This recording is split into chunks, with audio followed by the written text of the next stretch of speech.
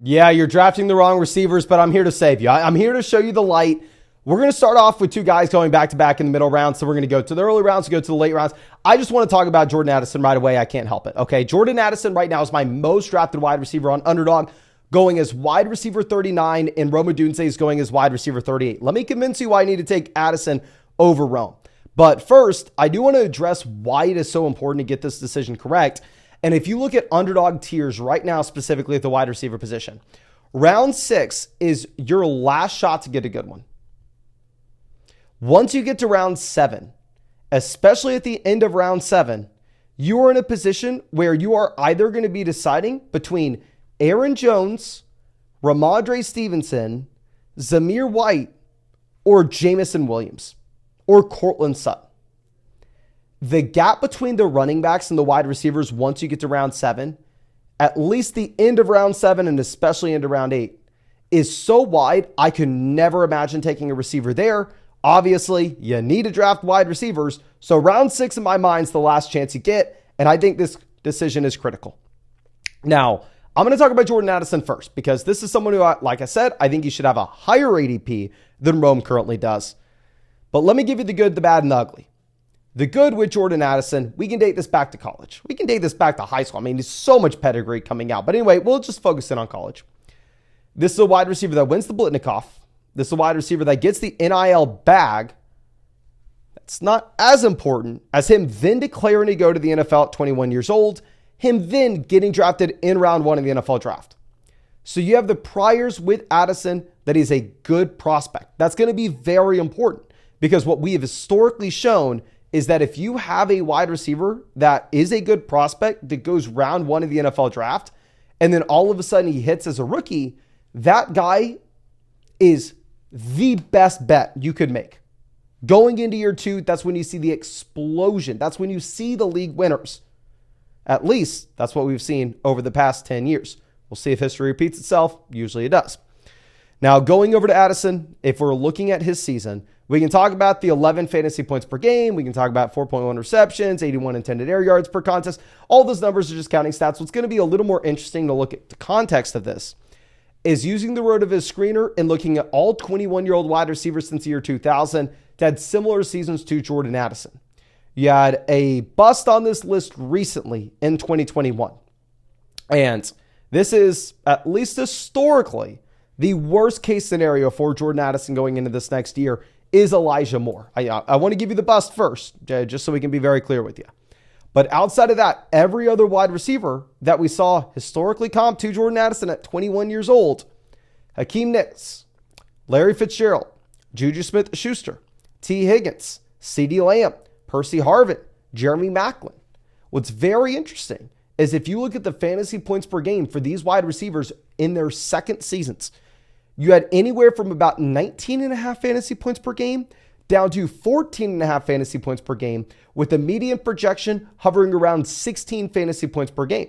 Let's pull up, where does 16 fantasy points per game get you? And is it any higher than the wide receiver 39? Now, I have not done this beforehand, so maybe I embarrassed myself. No, of course it's higher than the wide receiver 39, but I want to give you an exact number. Now, I will say, even though this has been the historical norm for wide receivers at 21 years old to produce around 16 fantasy points per game, do I truly believe this is the median expectation for Jordan Addison this next season? No, I don't. We'll talk about why. But historically, last year, this would have been good for the wide receiver 14 finish. So you have a natural projection of about the wide receiver 14 finish for someone you're taking at wide receiver 39 at the moment. Why am I not ranking Jordan Addison wide receiver 14? Actually, we'll get to the bad in 1 second. Let me also talk about one other positive that we have, then I can give you all the ugly. The positive that you have right now with Jordan Addison is not only just natural progression and the natural projections that you have from a good prospect that had a great rookie season going into his age 22 year, but you also have vacated targets in Minnesota. KJ Osborne going over to New England opens up 75 targets, 540 receiving yards. And also, TJ Hawkinson right now is going past pick 150 in underdog drafts. Obviously, TJ Hawkinson is a top 5 tight end in the NFL. The reason he is going so late is people are currently projecting that TJ Hawkinson, due to his injury, is going to miss a large chunk of this next season. And Hawkinson was at 127 targets this past year. So if you look at the vacated targets, Jordan Addison could go out there and he could pick up a considerable amount. Now, let's talk about the ugly. Two things that are holding me back from ranking Jordan Addison at wide receiver 14, at wide receiver 15, where I honestly think he would be under a different circumstance. The two negative catalysts that are going to hurt Jordan Addison going into this year in comparison to what he dealt with last year is Kirk Cousins leaving. I personally do not believe Kirk Cousins is a great real-life quarterback, is an elite real-life quarterback. I think he's solid. That's about it. But Kirk Cousins is elite at producing fantasy wide receivers. Addison played 8 games with Kirk Cousins last year, and he averaged almost 16 fantasy points per game. He played 9 games with no Kirk Cousins, and he only averaged about 10.5. Clearly, massive red flag. The second thing is, Jordan Addison had the benefit of playing 7 games with no Justin Jefferson. And in those 7 games with no Justin Jefferson, he is at about 14.5 fantasy points per game. And in the 10 games with Justin Jefferson, he was only at about 12. So going into 2024, this should be a situation where Justin Jefferson is fully healthy. Justin Jefferson dominates the target share. And you have worse quarterback play overall with no Kirk Cousins. That is the reason that Jordan Addison is going right now as a wide receiver 4 in drafts. But taking a step back and just thinking about the median projection that you'd possibly have of him around wide receiver 14, 15, 16, I think it's too much of a discount that you are getting on Jordan Addison at the moment. I am perfectly fine taking him. If we're going to compare him to Rome, what's very interesting is you also have rookie quarterback play in Chicago. You also have a considerable amount of competition. You have DJ Moore. You have Keenan Allen. I mean, hell, you even have Cole Kmet, should have more targets than Hawkinson this year. So you have uncertain quarterback play, probably good with Caleb. We don't know, though. You have a lot of target competition. Rome, phenomenal prospect, just like Jordan Addison was a great prospect, but we don't have the confirmation of him hitting in year 1.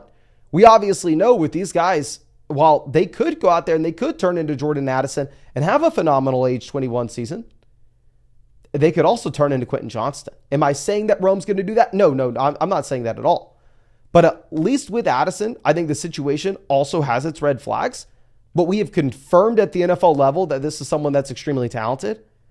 And I would rather make that bet on Addison. And what's crazy is if you look at the Underdog pick'ems at the moment, Underdog currently has Jordan Addison higher, lower 6.5 receiving touchdowns and 825.5 receiving yards. Whereas if you cross-reference this with Rome, Rome's only at 4.5 receiving touchdowns and 750.5 receiving yards. Am I coming out here and telling you, go higher on both with Jordan Addison or go lower on both with Rome? No, I'm not telling you that at all. I'm just telling you, I think that the market has this priced wrong in fantasy football drafts, and I'm going to be drafting Jordan Addison over Rome and Underdog. I mean, you can see me do it every single night on the live stream. I'll know we're drafting these teams every night. And yeah, if you want to draft with us on the live stream or if you want to go check out either of those Underdog pick'ems, find that link in the description and the comment section. And if you use code FLOCK, you're going to get our 2024 rankings. Look at our 2024 draft guide with code FLOCK. You'll get a 50% deposit bonus up to $250 if you are new on Underdog. And yeah, Underdog is available in every single state. You can check if your state's here if you wanted to hop in. And yeah, I mean, it's best ball just in case you don't know. So that's how we draft teams every single day. There's no time commitment during the year. It's how I won $150,000 on Underdog 2 years ago. But yeah, let's actually move over to the earlier rounds real quick. And let's look at someone that I drafted a lot of. Now, I have a history with Michael Pittman, to be honest with you. Last year, I drafted a lot of Pittman. He was a round 7 pick, round 6 pick. 2 years ago, he was severely overdrafted. He was going in the round 3 of Underdog drafts after not really proving much. And looking at what Pittman did this past season, I think That's proven. Yeah, he's a very strong pick if you get him in the middle rounds. If you're able to get Michael Pittman in round 6, in round 7, this is someone that can return value. We saw him this past year at about 12.5 fantasy points per game. We actually saw some pretty good advanced metrics. You saw his intended air yards at 78 receiving yards per game. You saw his yards per route run be a career high at 2.2, which is great. You'll love to see it. But all of a sudden, you are now seeing increased target competition where A.D. Mitchell is going to come over. And A.D. Mitchell, I personally believe, isn't going to be a great fantasy option. I think A.D. Mitchell more so is going to be a field stretching player in this Colts offense. Hopefully he's better for the Colts than he is in actually fantasy football. And maybe he does create space underneath for Michael Pittman Jr. And maybe Pittman is able to just eat with safety attention taken away. But you also have Josh Downs going into year 2. So I think that this is a situation where Michael Pittman Jr. is going to face more target competition this year than what he saw last year. And also, this could be a situation where the passing volume dramatically declines. Now, if you are looking at Anthony Richardson currently, Anthony Richardson's a round 5 pick in fantasy football drafts for one reason and one reason alone. That reason is rushing upside, rushing upside, rushing upside.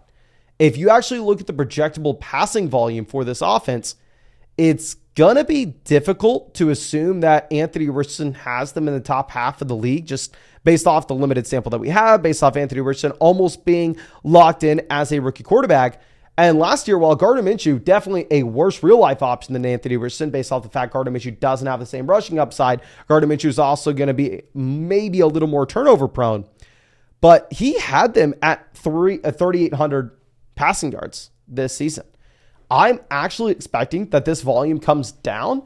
And I think that the issue that you're going to have with Pittman is just the ceiling is going to be severely capped going into his age 27 season. And that we really haven't seen him at any point in his NFL career average more than 12 fantasy points per contest. I think the passing volume comes down in this offense and you have increased competition. Now, I have a similar theme here with the guy you should be drafting instead when it comes to Zay Flowers. Zay Flowers currently is going at 36 in underdog ADP, where Michael Pittman Jr. is at 33. Flowers is wide receiver 26. Michael Pittman Jr. is at wide receiver 24. If you are looking at Zay Flowers here, you have target competition in the form of a tight end in Mark Andrews, but we can pretty easily project out this offense in Baltimore, where Baltimore last year, you had 27 passing touchdowns. You had about 3,900 passing yards. And if we look at what the Ravens did at wide receiver this offseason, they lose Odell. They bring in Tez Walker. I mean, Tez Walker, no NFL draft guy, most likely not going to do anything. And it looks like Zay Flowers alongside Mark Andrews is just locked and loaded as the wide receiver 1. And we go back to what we're talking about with Jordan Addison. What we have historically seen in the past is these wide receivers that were solid prospects coming out of school, and Zay Flowers was just that. He goes round 1 of the NFL draft. Once they hit their rookie seasons, they're extremely safe bets to take that massive step forward in year 2. Now, personally, if we are looking at Zay Flowers from a talent perspective, I don't think he's that much better than Jordan Addison, to be honest with you, but he has much better quarterback play. I think he's in a much better situation. He doesn't have to go up against Justin Jefferson, but that's all besides the point. Is if you are looking at Flowers here, this is a wide receiver that is going to be going into his age 24 season. He's definitely an older rookie coming out of Boston College. The guys that he comped to at 23 this past season were AJ Green, Dwayne Bowe, Antonio Brown, Jeremy Maclin, Willie Snead, Ruben Randall, Corin Robinson, Jerry Jeudy, as well as Rashee Rice. So obviously, if he turns into Jerry Jeudy, we're not really happy with it. If he turns into AJ Green, we're ecstatic. If you go over and look at the underdog pick'ems right now, you actually have Zay Flowers at 6.5 receiving touchdowns. You have Zay Flowers at 925.5 receiving yards. You have Michael Pittman Jr. for more receiving yards. Currently, you have Michael Pittman Jr. at about 1,050. I would actually be interested in going with the lower on Pittman here. But what's also interesting is just with the projections of this Colts offense and so many rushing touchdowns going over to Anthony Richardson, you currently are sitting with 4.5 receiving touchdowns for the projection for Pittman. I just think that Pittman probably should be a higher floor player, but he's 27 years old. He's going to have a rushing quarterback, and his career is high as 12 fantasy points per contest. I think Flowers has a higher ceiling. And in these underdog tournaments where it's like a $25 buy-in, $1.5 million for first, I'm chasing the ceiling rather than the floor. Now let's go look at two boring names. These are old men. One's a lot older than the other. But let's look at Tyler Lockett and Curtis Samuel. Now, right now, Curtis Samuel has an ADP of wide receiver 50. Tyler Lockett, ADP of wide receiver 51. Now, Lockett's back in Seattle this year. You have the changing coaching staff. Right now, Seattle projects out to actually be a little more pass happy than what they've been in the past, which obviously should be a benefit for Tyler Lockett. If you look at the wide receivers that Lockett had a similar age 31 season to, you had Larry Fitzgerald, Keyshawn Johnson, Amani Toomer, Marquise Colston, and then you had a bunch of guys that did not do anything at 32 years old. Going over and looking at Curtis Samuel, which is actually very interesting. Curtis Samuel this past year had a very poor season, ladies. I mean, Curtis Samuel has not done anything in a very long time. Curtis Samuel this past year was at 7.9 points per game. He's at 1.6 yards per route run. 2 years ago, he's at 1.4 yards per route run. And if you look at him at 27 and what guys did at 28 who comp similarly, you had Michael Crabtree, Mohamed Sanu, Taylor Gabriel, Sammy Watkins, Reggie Caldwell, Kevin Johnson, Dwayne Bates, Kevin Dyson, and Richie James. You have 1, 2, 3, 4, 5 of these guys averaging fewer than 5 points per game the next season. You have 2 of them averaging more than 10 points per game in the case of Curtis Samuel. Whereas if you're going to go over and you're going to look at Lockett, the guys that comp to be like Tyler Lockett just have significantly higher floors. Now, going over and looking at Samuel, clearly the reason he is going this high is because he's attached to Josh Allen. He should be in one of the most pass-happy offenses in the NFL. He should be in an offense that just has so much passing volume and scores a ton of touchdowns. So let's see, what could Curtis Samuel look like in an offense that potentially leads the NFL in passing attempts? Oh, that's what he was in last year. Obviously, kind of a joke. I know the efficiency is down. But nonetheless, what I think actually is important to look at with Curtis Samuel is going to be the contract situation. Because we can sit here and we can say, oh, okay, I think that Curtis Samuel, I think Tyler Lockett are this talented. I understand. I mean, Samuel was exciting when he was back in Carolina, but you can actually see what NFL teams think about these guys currently with the money that they are willing to give them at signing. You go and you look at someone like Calvin Ridley, who gets paid $50 million guaranteed, and then you go cross-reference this with someone like Curtis Samuel, who just signs for $15 million total guaranteed. If you look at the Underdog projected pick'ems, right now, Tyler Lockett is at 775.5 receiving yards. Curtis Samuel is at 575.5. I am not interested in either one of these players if it is just a regular redraft league. If you have to submit your starting lineup every single week, and we're only starting, say, I don't know, 2 receivers, 1 flex, there's no real upside in either player where they turn into an option where you go, okay, I know for a fact that this is someone that I can start in week 3 and they are going to perform well. No, they're both going to be very volatile options, which is kind of what we look for in best ball. And just going back and looking at some games this year where you saw those spike weeks from Tyler Lockett, you get that spike week against the Lions, 8 receptions, 60 receiving yards, 2 receiving touchdowns. You get the spike week against the Browns, 8 receptions, 81 receiving yards, the receiving touchdown. You get a spike week against the Commanders, 8 receptions, 92 receiving yards, the receiving touchdown. You get a week against Tennessee, 8 receptions, 81 receiving yards. You get the Arizona game, 71 receiving yards and the receiving touchdown. I just think Lockett's so much of a better player than Samuel. I think the contract is not too inspiring with Samuel. I think if you look at the current historical projections based off age and what they just did, if you look at the current Underdog projected pick'ems, I'm going to be going Lockett over Curtis. Yeah, we're going to go Lockett over Curtis. I'm going Flowers over Pittman. But most importantly, draft as much Jordan Addison as you can in round 6 right now. But I think that's all I have for you. Hope you enjoyed the video. Hope you got something from it. And yeah, I'll be live later tonight. Be live tomorrow. I'll be live every single day drafting on Underdog. So if you want to hop in a draft with us, Find that link in the description in the comment section. Or if you just want to go and check out any of those Underdog pick'ems, should be available in pretty much every state. You can see the map here.